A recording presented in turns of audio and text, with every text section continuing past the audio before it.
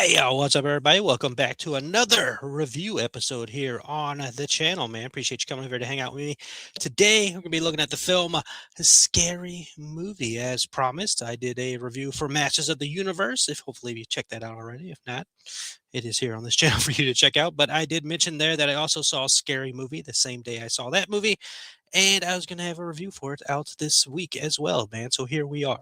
So we're going to talk about that. It's free of spoilers, of course, if there's credit scenes, all that good stuff, man. So without further ado, throw up the poster for you. There you go, while we give you some details. The film is rated R for graphic nudity, drug content, crude sexual content, language throughout, and strong violence. Yes, it is a scary movie. It runs in at 1 hour, 36 minutes, and is classified as a comedy horror film, which has caused some kind of stir. Because we don't look at these movies as horror films. I personally don't look at them as horror films either. They got horror spoofs movies is basically what it is, but there are horror elements, I guess. And if you look throughout any other movie website, they classify as comedy and horror, so we will go with it, man. But there you go. And you can look at the poster, you get an idea of the stuff that they are. The stuff, so funny, the stuff is right there on the poster as well. But you get an idea of what they're gonna be parodying in this movie here. Obviously, like the other scary movies, they will primarily be spoofing on the Scream franchise. What you can see in there, you got Megan, you've got the stuff, you've got Ma up front there, you've got, of course, Halloween there, Long Legs, Wednesday back there, Sinners, of course, as well. So they are doing a good job of going through all the most recent horror films that have come out since the last time we've seen a scary movie film. And this is the first time since Scary Movie 2 that it is being created by the Wayans brothers, man. So we got them back. So before I watched this movie, I did watch Scary Movie 1 and 2. Again, the ones that the Wayans brothers did. I watched those two again, which is a long time since I've seen those movies, but I wanted to get back in that vibe and get back in that feel. And I was looking again, just like I said with Masters Universe, I was looking to have a good time, man, at the movie theater. I just wanted to go in there and have fun and all that stuff. And I saw this trailer multiple times while visiting the movie theater over the last several months, and laughed at it so much and everything. I'm like, this is just going to be a good time, fun ride, man. So Scary Movie comes out, hits theaters, and it does what they do, right? I think we all understand the concept of these movies, and they do it, and um, they do it well. Like, this movie is funny, man. Like, it is genuinely a fun time. I didn't watch. I've seen. I don't. I think I've seen all the scary movie films, but I don't remember the majority of them. Again, it's been a long time since I've watched them, and they can be hit and miss with the comedy aspects at times, and there are time moments in this new one where it's kind of hit and miss for the most part, but for the majority of the film, it hits, man. Like, it's so fun to have them back and them creating this world and having our familiar actors back with this while introducing a new generation of people into the scary movie franchise, a la that they've done with, of course, horror movies lately, right? You've had your legacy characters, and then you bring in your new actors and all that stuff, man. And they do a good job. Like, storyline wise, I don't think anybody's going into any of these movies looking for like a incredible story or all that stuff, but the story makes sense of what they're going for based off, again, as you saw in the posters, the movies that they've worked with and that the movies that they're going to be spoofing in this film this time around. And the story makes sense and is fun. Like, again, the main idea with these movies is to have fun and all that stuff. Like, it's not anything that's gonna beat you over the head or go crazy or all that stuff. It's like, it's really simply one of those movies that you go to the theater and just have a good time with, man. It's a comedy movie at best, right? At first and foremost, it is a comedy film. So you're going to the theaters to watch a comedy movie and have yourself a good time, be taken out. If you've seen the other scary movies, they will get very raunchy. They will get over the top. They will push the button, man, and they will send you into a world of, ooh, that's uncomfortable, right? And all that stuff, man.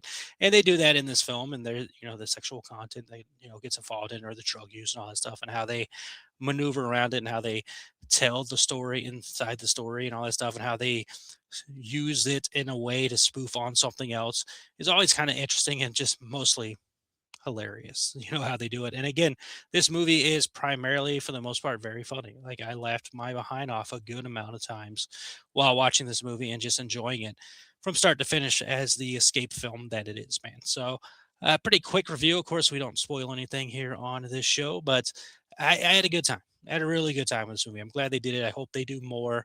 There's a little bit of talks of doing more, but hopefully they'll do more. As far as credit scenes go, there are two credit scenes, both around the midsection area, mid credit area, and they are interesting to say the least. Right? Again, we're not gonna spoil anything, but they're interesting to say the least.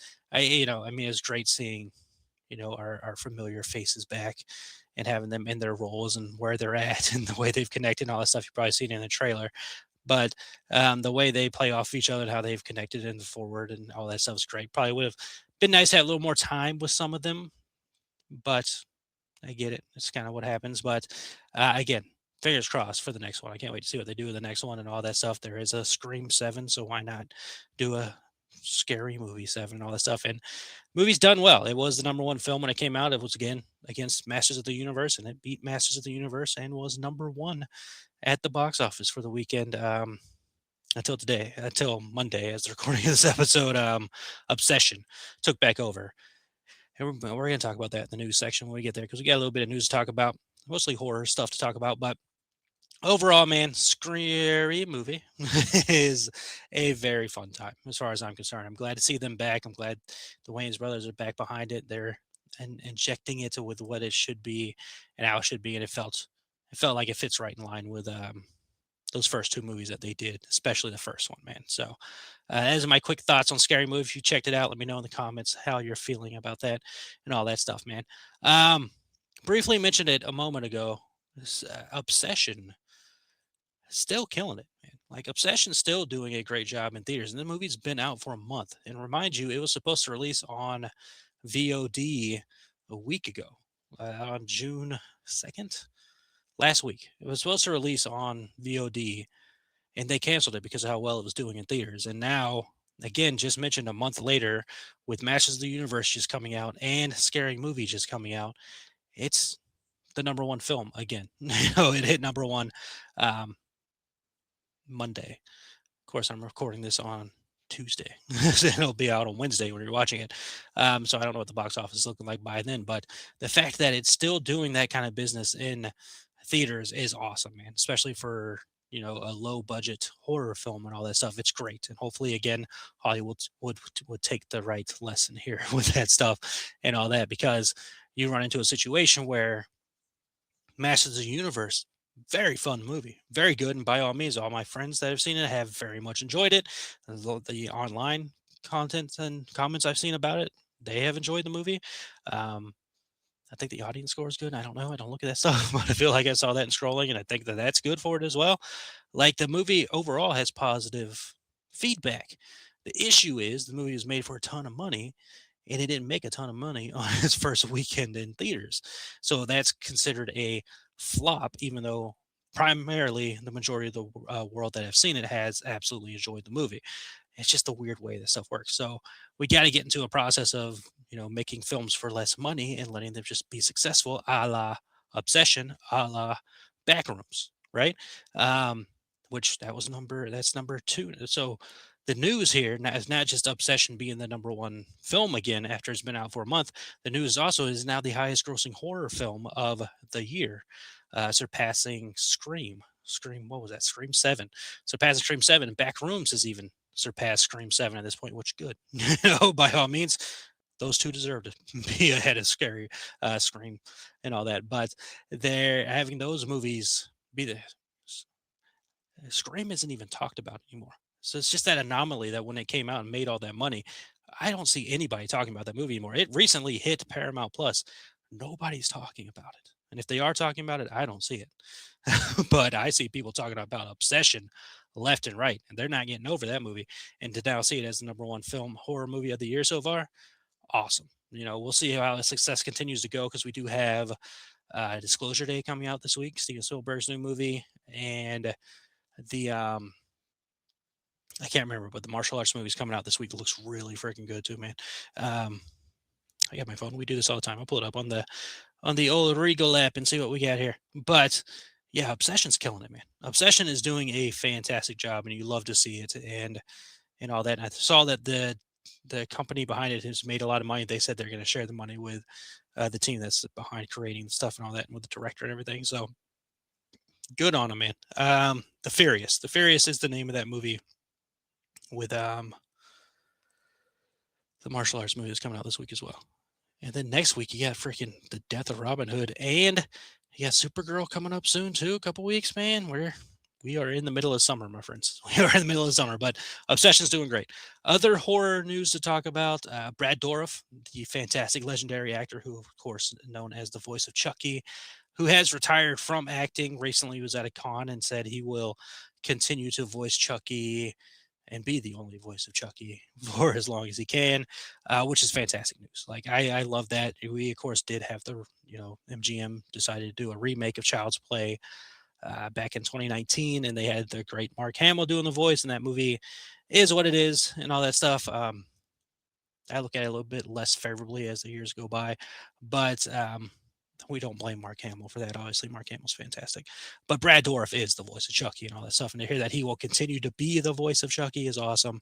And as far as the Chucky series and franchise, they have announced they're doing a new movie. They are working on that. It is scheduled to be released in theaters. It'll be the first time Chucky has been in theaters since, when did Seed of Chucky come out? 2008, somewhere around there. The Seed of Chucky, when that was the last one, which was, you know, that movie. That movie is that's a rough one. That one is definitely one of those. It's like, okay, it's going to be a rough time, but there's going to be some hilarious stuff going on with that movie, and that's what that movie is. But I'm extremely excited about the possibility of that being back in on the big screen, all that stuff. We don't know as much about storyline process. Will it continue on from the show, or how will the show be connected into it, and all the stuff? Because that was the last time we saw Chucky, was the successful show by all means, as far as reviews and all that. We shall see, where they go with that. But it's great that Brad Dourif's on board, and we know that they're going for a more Child's Play 2 feel, which is my favorite Chucky film, and the majority of Chucky fans' favorite films of the franchise itself. So hopefully they do go that route and stay in that world and all that stuff. But that is another spot where we're going. Trying to see notes wise what other news I have before we get out of here. But yeah, we're excited about Chucky. Of course, we're excited about what Obsession's doing right now. I'm excited about Disclosure Day. I feel like a lot of people are not talking about the movie. I'm a huge Spielberg fan, so maybe I'm primarily very excited about it. But yeah, last bit of news here that deals with horror. There is some more scary movies I was talking about too, it looks like. But Laura Lavera, you know her, you love her from the Terrifier franchise, Terrifier 2 and 3. She and Rory Culkin, who, of course, from the Culkin family, and was in Scream 4. You probably remember him mostly for that. They are doing a horror film together called Red Wedding. It is co-written and it's written, directed, and co-written by Saw franchise collaborators Josh Stolberg and Pete Goldfinger. The two wrote Jigsaw, Spiral, and Saw X together. So take that for how you would like to take that. That is, films that are, I think, very subjective on how people feel about those movies and all that stuff. I think Saw X was well liked from what I can remember. Let's see. The film follows a teenager and her stepmother who are kidnapped and taken to a remote location as part of a ransom plot. Soon discovering their captors are the least of their worries when a deadly bride and groom arrive and begin picking them off one by one. I assume they'll be playing the bride and groom by all means, but I like Lauren Lavera. I like Rory Culkin, so that could be a good time, man. By all means, I think we can all enjoy that. Apparently, Scream 6 broke some records. Let's look. Scream 6, Scary Movie 6, Scary Movie 6 delivered franchise best. Paramount comedy, best opening for a Paramount comedy ever, surpassing Jackass 3D. They outpaced Scream 7. Yeah, so Scary Movie 6 did really good. So overall, that's going to be our episode, man. My laptop's about to die anyway, so I'm recording this, so we got to get out of here as it is anyways. But appreciate you all for watching. So I did see, again, I liked Scary Movie. Fun double feature, man, with He-Man and just Masters of the Universe and Scary Movie. It was a good time. Worth having fun in theaters. If you're wondering if you should check it out, absolutely, you'll check it out and have yourself a good time, man. But I appreciate you all, as always, for taking the time to listen here. We'll be having more stuff coming here on the very channel that you're watching, and more things to come, man. So appreciate you all. Hope you have a wonderful rest of the day, week, month, and year. And as always, I'd like to remind you that you matter, Keep going forward. Be kind to yourself, and things that need to work out for you will work out for you. You matter, and we'll be back with more fun things later.